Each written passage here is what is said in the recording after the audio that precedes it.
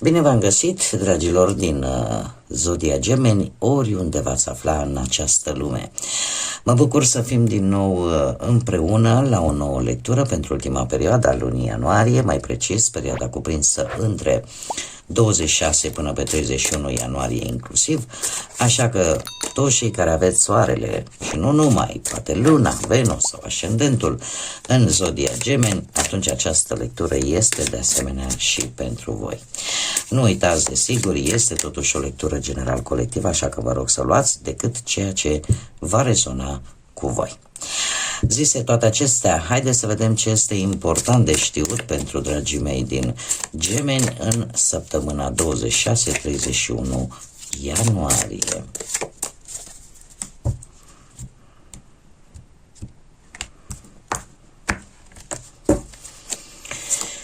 Să vedem. Interesant, să știți că această săptămână pentru voi are o conotație foarte profundă, în special cu legăturile familiare, cu rădăcinile voastre sau chiar și cu sănătatea voastră. Lucruri din trecut care vin poate în actualitate și care vă fac plăcere, care vă bucură și vă aduc așa un dram de fericire, un dram de bucurie, poate, nu știu, împlinirea legată de cineva din familie sau se reiau anumite legături cu familia sau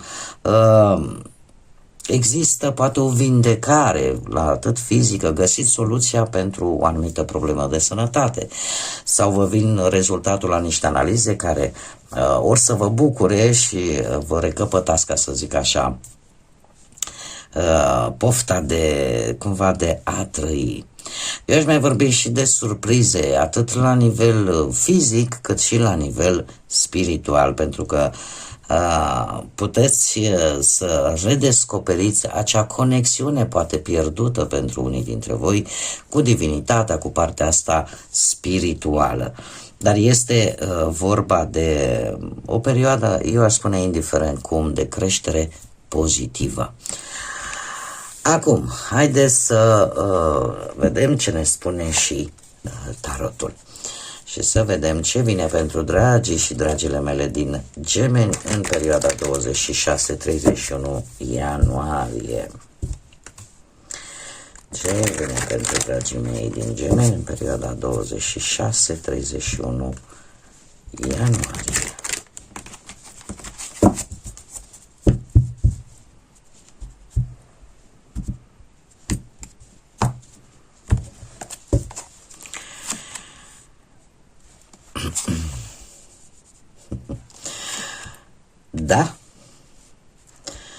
Da, se vede clar și tarotul ne spune cam același lucru.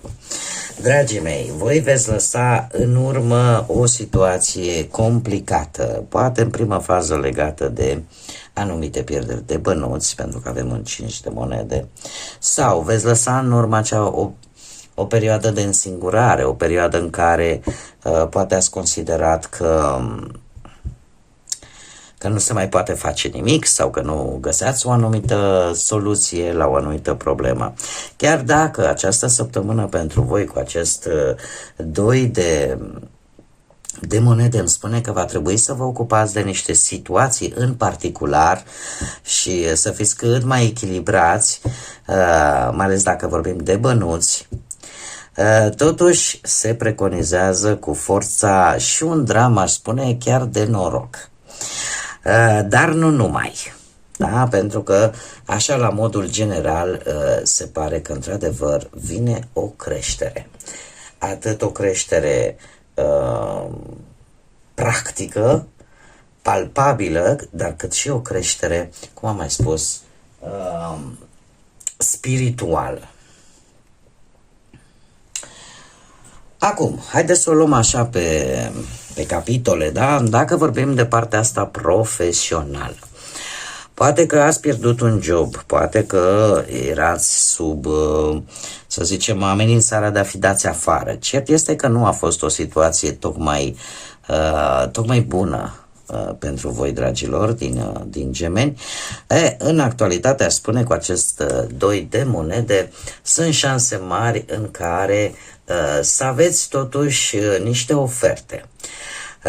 Încercați pe cât posibil, că voi aveți această tendință să fiți ușor mai mult schimbători decât celelalte zodii și să fiți ușor nehotărâți, parcă să vreți așa, dar aș vrea și pe aia, totuși aș vrea-o și pe ailaltă. Să încercați să vă canalizați atenția poate pe 2 oferte cel puțin, dar care într-adevăr aceste oferte să reprezinte ceea ce voi așteptați sau ceea ce voi puteți să faceți, în așa fel încât să faceți alegerea cea mai bună.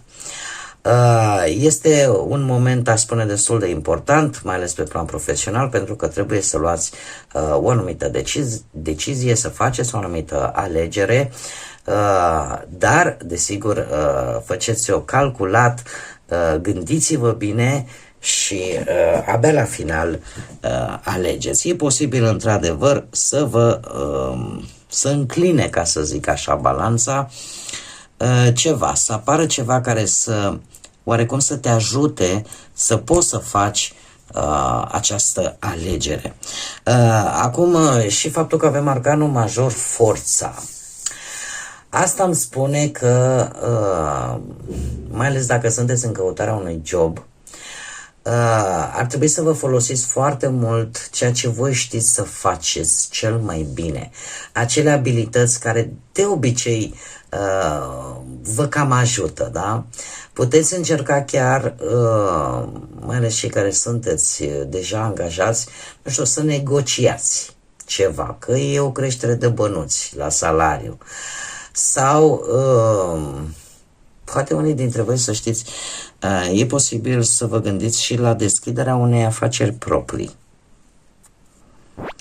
Și asta poate să fie, tocmai pentru că avem aici copacul care ne vorbește de creștere, ceva legat de familie, cu cineva din familie, să vă deschideți un negoț, să vă deschideți o afacere care să aibă posibil legătură cu unii membri ai familiei, să fie o afacere așa de familie. Dar, așa cum bine am văzut, ceva va înclina balanța din punctul ăsta de vedere profesional. Dacă vorbim de bănuți, vedem foarte bine, a existat o situație destul de precară, o lipsă de bănuți, care rămâne cumva în urmă, iar doiul ăsta de monede îmi spune că totuși ar fi bine în această săptămână, chiar dacă se poate rezolva o anumită problemă legată de bani, totuși să fiți precauți și, cum să spun eu, să nu faceți speculații financiare. Da? Mai ales dacă sunteți tentați, nu știu, vine cineva cu o ofertă și se spune, știi, hai că uite câștigăm repede niște bani ușori. Da? Trebuie să fiți un pic mai atenți pe economia voastră și mult mai echilibrați pe ce bani intră și ce bani ies. De ce? Pentru că tendința totuși în această săptămână este cumva, bun, am rezolvat ceva care mă deranja, ai tendința totuși să-ți ieși un pic din mână. Da, e ca și cum îi spunem, m-am achitat de ce am avut de achitat, mi-am rămas și mie niște bani și ce fac cu ei? Că sunt bucuros că am terminat. Trebuie să fiți totuși echilibrați din punctul ăsta de vedere al finanțelor în această săptămână. Este adevărat că spre sfârșitul săptămânii posibil pentru unii dintre voi să intre și ceva bănuți. Și forța îmi vorbește de surprize. De surprize plăcute legate de bănuți în cazul de față, pentru că de ei vorbim, așa că într-un mod destul de neașteptat. Acum că nu sunt mulți și or fi puțini,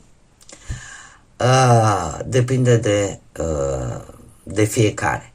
Alții să știți că e posibil să aveți ori un bun mobil la vânzare și să reușiți să-l vindeți în Bun mobil, ceva ce se poate muta, înțelegeți? Și să reușiți să zicem, să-l vindeți sau să găsiți cumpărător. Dacă vorbim de partea sentimentală, așa cum am mai spus, ați trecut printr-un proces de însingurare, chiar dacă vorbim de relații, chiar dacă vorbim de cei singuri, un proces în care, sau o situație în care vă simțeați singuri chiar dacă fizic nu erați. Ca și cum te-ai gândi, nu știu, ai sta așa într-o stare de singurătate, de tristețe, simțindu-te oarecum abandonată sau pur și simplu gândindu-te că ori că nu ești tratat așa cum ai merita sau cum ți-ai dorit tu, o stare de nemulțumire în care, să știți, sentimentele voastre oarecum s-au înghețat un pic, ați fost un pic mai reci, tocmai pentru că a fost această stare de tristețe, de însingurare. Acum, în această săptămână, apare să zicem așa, dorința de echilibru. Pentru că cred că unii dintre voi, cei care sunteți deja implicați într-o relație, veți încerca oarecum să vă faceți timp, să puneți în balanță și să vă dați seama dacă într-adevăr este așa cum v-ați simțit voi sau lucrurile chiar se pot îmbunătăți. Există șanse să se îmbunătățească. Veți cântări tare bine opțiunile voastre din punctul ăsta de vedere sentimental în această săptămână, iar forța vine cu cum să spun eu, cu o toleranță mult mai bună vis-a-vis de situația pe care voi o traversați în relația voastră, cu faptul că veți ști cum să folosiți cuvântul în așa fel încât comunicarea dintre voi să fie una cât mai bună. Eu aș spune că nu știu dacă veți obține un sprijin din partea unei energii care poate sau nu să aibă legătură cu Zodia Leu, dar mie această carte îmi vorbește și de un sprijin care poate veni totuși, un sfat bun de la un prieten, de la o prietenă, de la, nu știu, cineva care să te ajute, să-ți dai seama de fapt cam cum trebuie să procedezi în continuare și să vezi ce opțiuni ai cu adevărat în relația ta.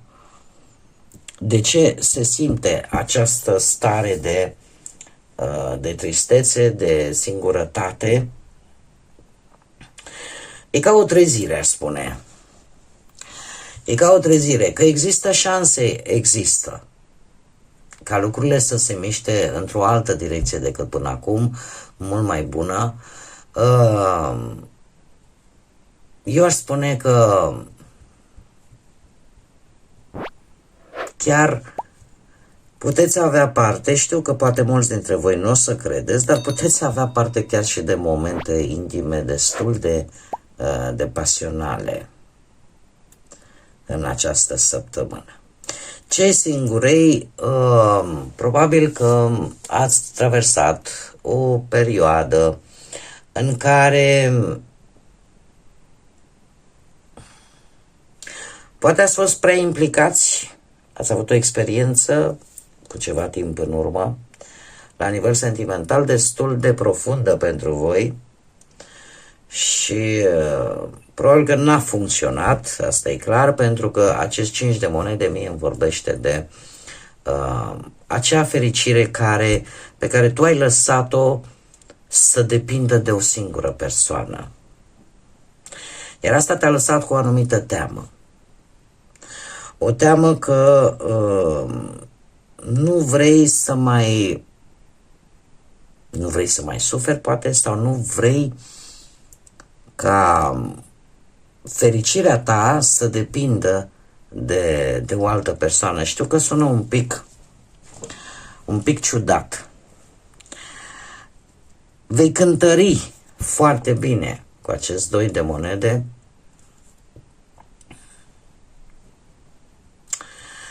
Și de moment, eu aș spune că, de moment cel puțin, vei fi ocupat, poate mai mult ocupată cu altceva, mai puțin cu partea asta sentimentală. Chiar dacă cu forța aici aș putea spune că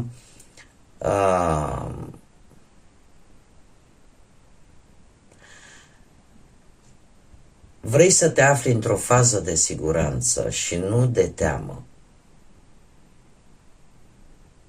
Și vei acorda o mai mare atenție atunci când iei decizia să formezi o relație, să formezi un cuplu. Nu este rău că totuși îți cântărești foarte bine opțiunile.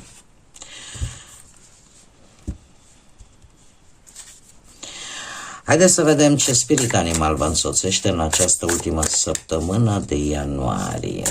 Pe voi, dragilor din Gemeni. Care este spiritul animal care vă însoțește în această ultimă săptămână de ianuarie. Ia să vedem ce a sărit așa în viteză. Uite, avem broscuța. Broscuța care vine cu prosperitate. Lasă trecutul în urmă și îmbrățișează schimbarea. Oportunitățile tale sunt atât de aproape încât zici că aproape le atingi. Sari în această nouă zi cu bucurie, pentru că abundența și șansa te așteaptă. Este vorba de fapt de acele lucruri care nu trebuie să te mai tragă înapoi, așa cum bine am văzut. Eu zic că ce a fost mai urât, mai greu, va rămâne în urmă, așa cum bine mi-arată cărțile de tarot. Așa că, într-adevăr, se pare că șanse frumoase, oportunități frumoase se îndreaptă către voi, așa că există și un dram de noroc, așa cum v-am și spus în această săptămână. Fiți așa, ca broscuța. Bun, dragilor, cam atât am avut pentru voi. Eu vă mulțumesc ca de fiecare dată că ați fost alături de mine și sper din toată inima că această lectură să vă fie adus acea claritate, acea ghidare de care voi aveați nevoie.